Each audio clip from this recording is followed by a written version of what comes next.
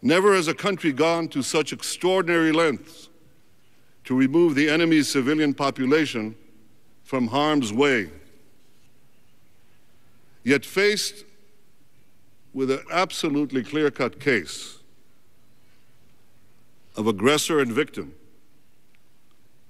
who do you think the United Nations Human Rights Council decided to condemn? Israel. A democracy legitimately defending itself against terror is morally hanged, drawn, and quartered, and given an unfair trial to boot. By these twisted standards, the UN Human Rights Council would have dragged Roosevelt and Churchill to the dock as war criminals. What a perversion of truth. What a perversion of justice. Now, delegates of the United Nations and the governments whom you represent, you have a decision to make. Will you accept this farce? Because if you do, the United Nations would revert to its darkest days, when the worst violators of human rights sat in judgment against the law-abiding democracies, when Zionism was equated with racism, and when an automatic majority could be mustered to declare that the earth is flat. If you had to choose a date when the United Nations began its descent, almost a free fall, and lost the respect of many thoughtful people in the international community, it was that decision in 1975 to equate Zionism with racism. Now this body has a choice to make. If it does not reject this biased report, it would vitiate itself. It would begin or re-begin the process of vitiating itself from its own relevance and importance. But it would do something else. It would send a message to the terrorists everywhere saying, terrorism pays. All you have to do is launch your attacks from densely populated areas and you will win immunity. And then a third thing. In condemning Israel, this body would also deal a mortal blow to peace. Let me explain why. When Israel left Gaza, many hoped that the missile attacks would stop. Others believed that even if they don't stop, at the very least, Israel would have made this gesture, extraordinary gesture for peace. But it would have international legitimacy to exercise its right of self-defense if peace failed. What legitimacy? What self-defense?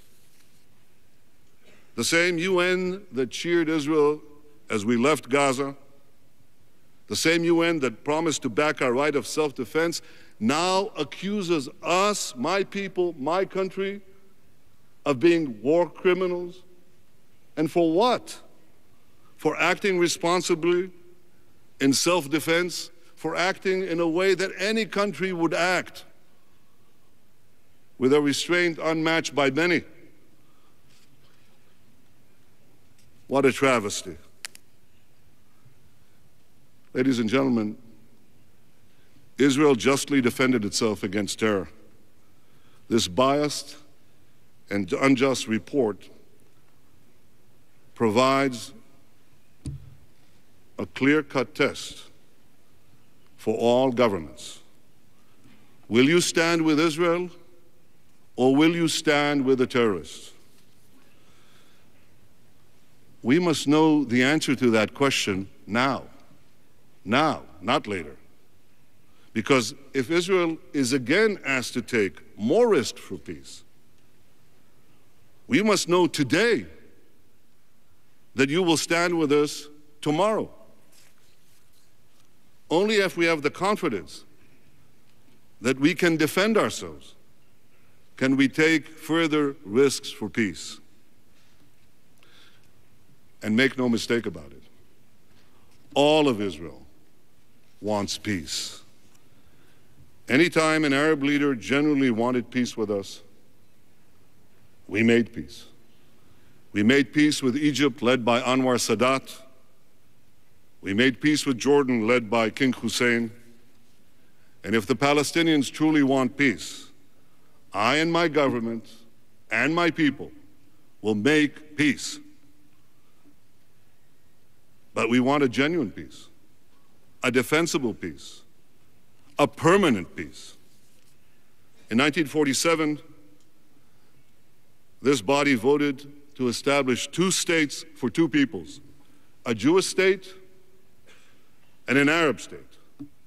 The Jews accepted this resolution. The Arabs rejected it and invaded the embryonic Jewish state with the hopes of annihilating it.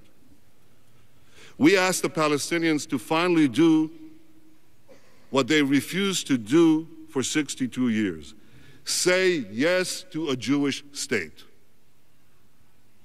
As simple, as clear, as elementary as that.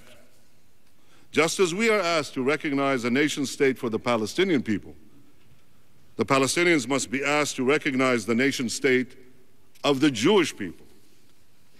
The Jewish people are not foreign conquerors in the land of Israel. It is the land of our forefathers. Inscribed on the walls outside this building is the great biblical vision of peace. Nation shall not lift up sword against nation. They shall learn war no more. These words were spoken by the great Jewish prophet Isaiah 2,800 years ago as he walked in my country, in my city, in the hills of Judea, and in the streets of Jerusalem. We are not strangers to this land. This is our homeland. But as deeply connected as we are to our homeland, we also recognize that the Palestinians also live there, and they want a home of their own. We want to live side by side with them. 2 free peoples living in peace, living in prosperity, living in dignity.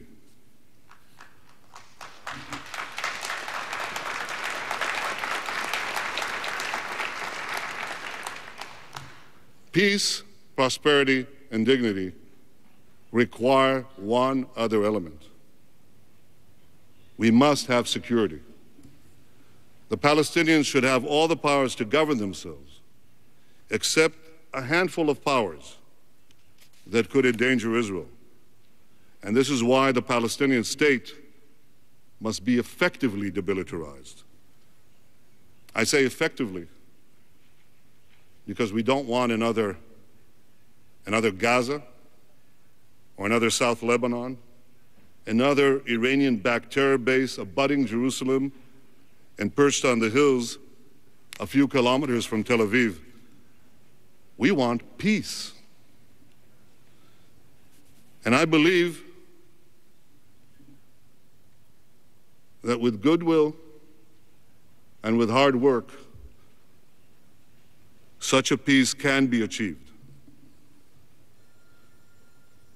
But it requires